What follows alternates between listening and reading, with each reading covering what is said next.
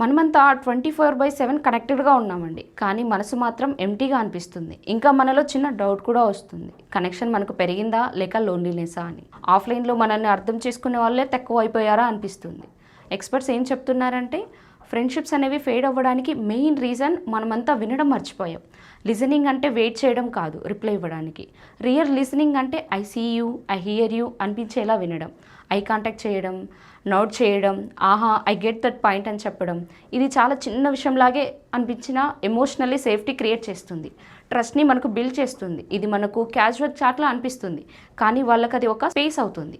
ఈ ఒక్క స్కిల్తో మనం యాక్టివ్ లిసనింగ్, ఇది డిజిటల్ వరల్డ్లో మనల్ని నిజంగా హ్యూమన్గా చూపిస్తుంది. ఏఐ, ఫిల్టర్స్, స్క్రీన్స్ అన్నీ ఉన్నా కూడా ఒక genuine I'm here for you మూమెంట్కి రీప్లేస్మెంటే లేదండి.